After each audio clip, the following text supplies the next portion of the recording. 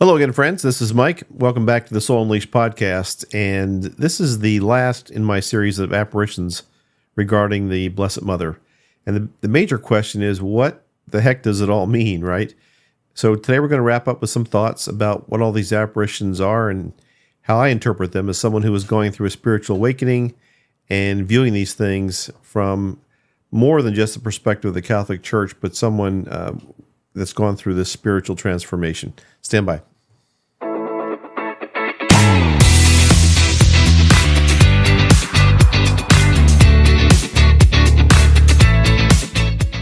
Hello, friends and fellow truth seekers. Mike Nicholas here with another episode of the Soul Unleashed podcast, where it's my goal to help you with the questions you might have regarding the awakening of your soul, and particularly to help other left brain types like I think I am ask the right questions in our search for deeper meaning to life.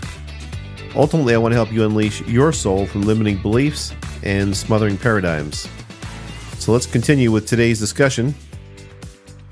Over the past few weeks, we've been looking at 5 apparitions of the Blessed Mother. And again, I know that many of you listening to this are not Catholic, and so I'm not looking at this strictly through a Catholic perspective. I just find it fascinating that I've come to understand and believe in the spiritual side of things, and there's more after we die because I've experienced it with the loss of our son. And so I thought, what happened with all these apparitions that took place? Now, there have been many apparitions, reported apparitions, some 40 of them, I think, but I'm only looking at 5 of them. So I looked at Our Lady of Guadalupe, and that took place in 1531, where the Virgin Mary appeared to Juan Diego. And then I looked at Our Lady of the Miraculous Medal, which was in 1830, when the Virgin Mary appeared to Catherine Labouré. She was a novice nun in Paris, and that's where the Miraculous Medal came from. She asked Catherine Labouré to work with the priest there and produce the Miraculous Medal, which she did.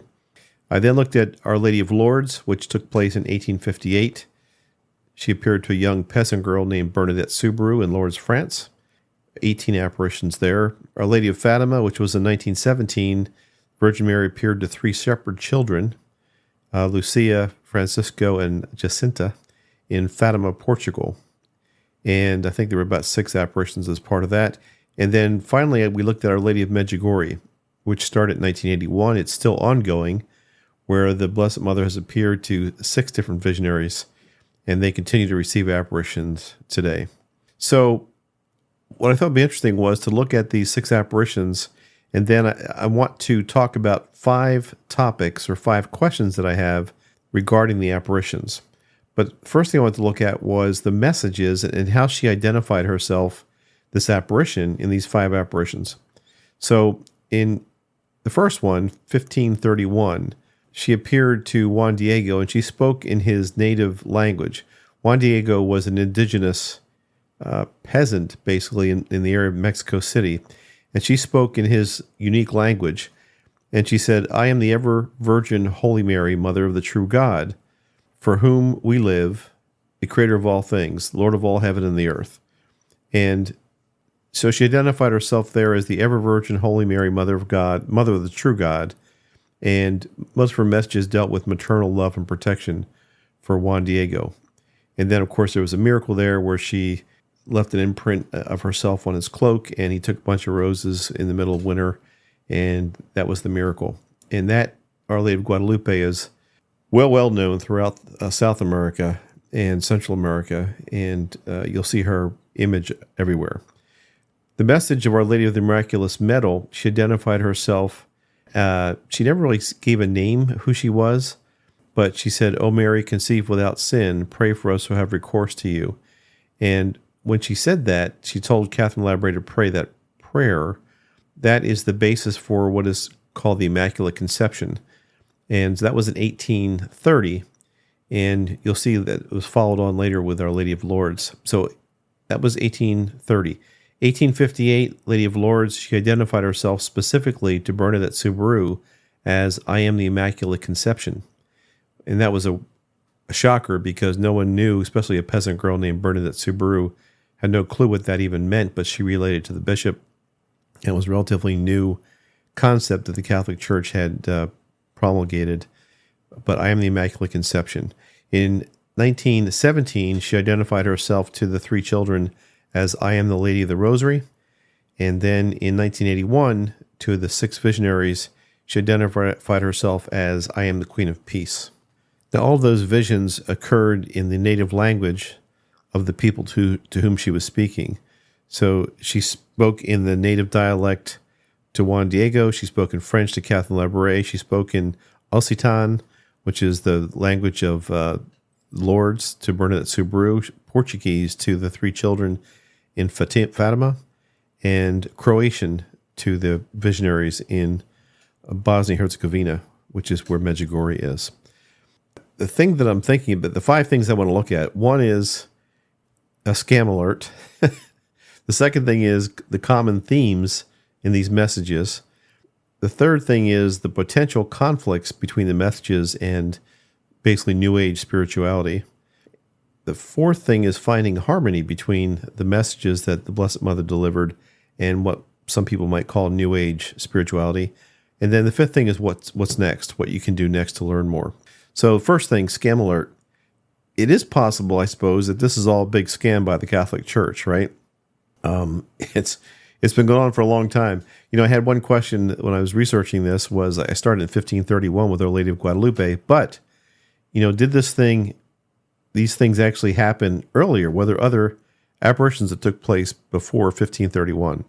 And it turns out, you may not be surprised to know, there were many apparitions that took place. Some of the earlier ones that are kind of interesting, there was something called Our Lady of the Pillar, which occurred in Zaragoza, Spain in the year 40 AD. So that was shortly after Jesus Christ died. But apparently Virgin Mary appeared to St. James the Greater, one of Jesus' apostles, while he was evangelizing in Spain. There was also an apparition called Our Lady of the Snows, which took place in Rome, Italy in the year 352 AD. And legend has it that the Virgin Mary appeared to a wealthy Roman couple, John and his wife, asking them to build a church in her honor. And the couple was instructed to build the church on a hill where snow would fall in the middle of the summer. And sure enough, the snow fell, and the church was built. It's called Santa Maria Maggiore, which is the site where the chapel was built. And then another one is Our Lady of the Cincture. This happened in the 5th century in Prato, Italy. And according to tradition, the Virgin Mary appeared to a monk named St. Dominic and gave him a cincture or a belt to wear as a sign of her protection. That apparition is also associated with the creation of the Dominican order of priests. But anyway, the point is there were many apparitions before Our Lady of Guadalupe and many since. So it would have to be a pretty long-running scam covering many different countries. So the question for me is, can we just ignore them? You know, if I'm someone who listens to things, like many of you who are listening to me now, you're familiar with the Seth material by Jane Roberts or the Abraham Hicks material by Esther Hicks. I've spent hours listening to various people channel aliens and other spiritual entities, like Daryl Anka, who channels Bashar. Sarah Landon, she channels something called the Divine Council. Lee Harris, he channels something called the Z's. And there are many people out there, many well-known. I'm sure those of you listening have other people you've listened to. But anyway, if we can accept those people as authentic, you know, Sarah and Daryl and people channeling aliens, if we can accept that, how can we ignore Marian apparitions, which have been much more thoroughly investigated and are also backed by miracles, miraculous cures that have happened, especially Lourdes, which has its own bureau, which is investigated. I think I mentioned during that podcast that Bureau of Lourdes, the medical bureau, has investigated some 700 or more reported miracles that happened, miraculous cures, and of that number, they have approved 70 as being true miracles that cannot be explained by science. Anyway, the point is, you know, if we can believe in some of this other stuff, I find it hard to ignore or think that it's a scam about the Marian apparitions. Now, some stuff that deals with apparitions is pretty far out there and weird, right? I mean, I've read stories about people seeing Jesus Christ in a grilled cheese sandwich. You know, I find a hard time accepting that as a sign. I also mentioned earlier in Clearwater, Florida, I think in the 1980s, there was an apparition or a thing that appeared on the side of a large building in Clearwater that appeared to look like Our Lady of Guadalupe, the Blessed Mother. and people were praying at this thing. I think they still pray there, although the apparition is no longer visible. But anyway, the point is, I think there's something to this. I don't think it's a complete scam. And if I'm willing to believe some of these other spiritual things, I personally can accept the apparitions as valid. So that leads to the second point, common themes. Are there any common themes between what the Blessed Mother was saying and what I've come to appreciate and believe as I'm going through this spiritual awakening? Well, both point is yes, there are. And there's four things I want to point out. Both the Marian messages and the New Age spirituality emphasize inner peace and transformation. So Mary used the title Queen of Peace, which she used in Medjugorje, and she constantly calls for prayer and conversion. Those calls align with what might be called New Age ideals of personal growth and achieving inner tranquility. For New Age, it mostly comes from within and meditation, so some might argue it's not the same, but I do think there's an emphasis on inner peace and transformation that's a common theme. The second thing is there's kind of an interconnection and unity from the messages. Marian apparitions, the Blessed Mother often stresses the interconnectedness of humanity through shared faith and collective prayer. One of the apparitions, she supposedly said that all religions are the same. Well, she didn't actually use that phrase, but it was interpreted as her saying that all people of all religions are the same. And that was one of the messages in Medjugorje, and that's one of the reasons it's holding up. I think that being approved as an official approved apparition, because the Catholic Church has a lot of problems with that.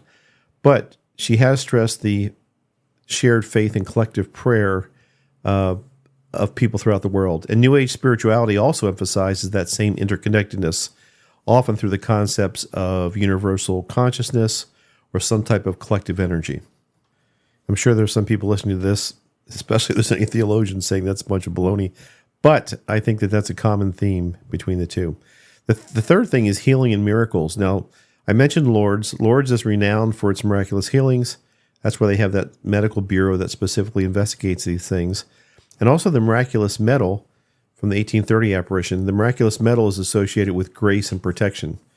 And similarly, New Age practices often include healing modalities and a belief in miraculous potential of the human spirit.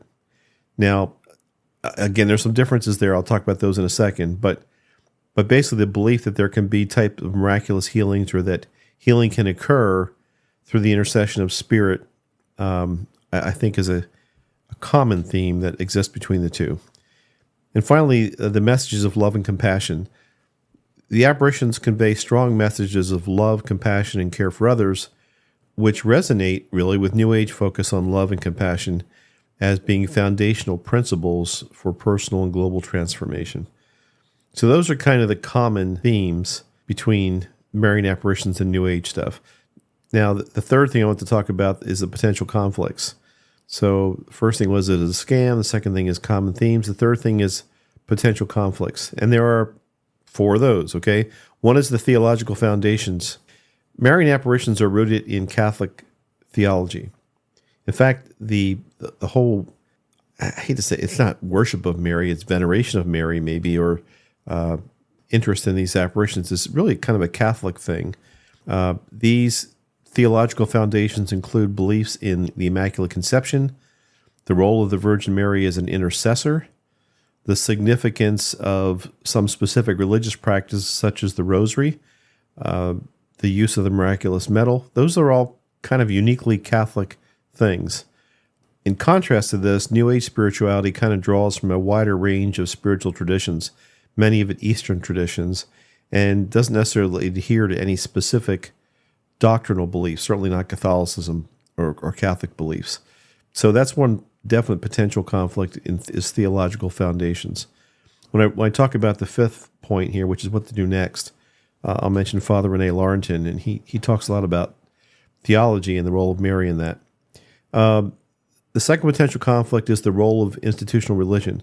So Blessed Mother often calls in her messages for a return to or a strengthening of traditional Catholic practices and sacraments. Of course, New Age spirituality tends to be more individualized, less institutional, and sometimes critiques organized religions as restrictive or outdated. So there's definitely a difference there between what the Blessed Mother is calling people to do and what New Age spirituality tends to focus on. The third is a biggie here with potential conflicts. That's the concept of sin and penance, and it's the one I wrestle with the most, because Marian messages frequently emphasize the need for penance, repentance, and acknowledging sin, whereas New Age spirituality generally focuses on self-empowerment and avoids concepts like sin and hell, instead promotes the idea of learning and evolving through experiences. That means reincarnation, right? You come back again and learn again. But particularly the concept of hell is specifically addressed by the Blessed Mother in a number of these apparitions. At Fatima, she showed the vision of hell to the three children, and it's described in detail by Lucia. And after the vision, Mary is reported to have said to her, "You have seen hell, where the souls of poor sinners go." I don't know how you could be more clear than that. But, I've also seen people say, well, that's not exactly what she said or what she meant. I don't know. But also, three of the visionaries at Medjugorje were also provided visions of hell, and they described it as a place with a great fire, like an ocean of raging flames. And the Blessed Mother, in her messages to these visionaries, emphasized that people choose hell for themselves through their free will and choices against God. So I'd say that this concept, this dissonance between New Age and Marian apparitions is something I'm wrestling with right now.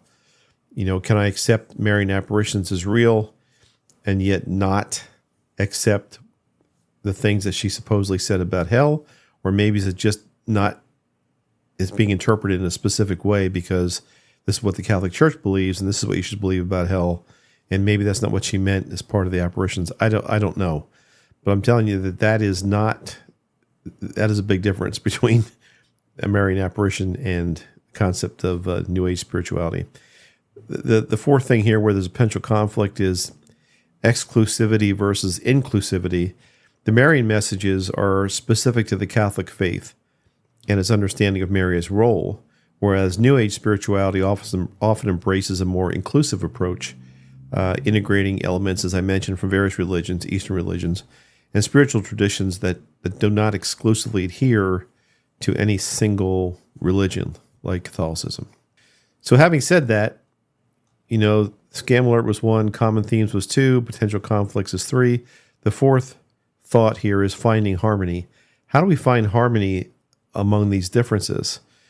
And so I think there's room. I think there's 3 areas we can look at. One is complementary practices.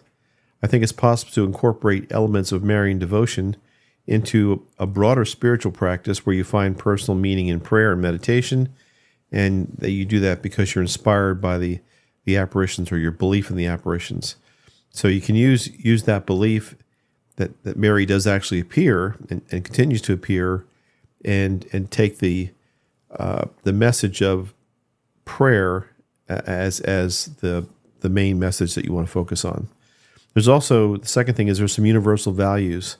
So like Mary talks about, she focuses on universal values such as peace, compassion, the transformative power of love can bridge the gap between the message of the Blessed Mother and New Age spirituality.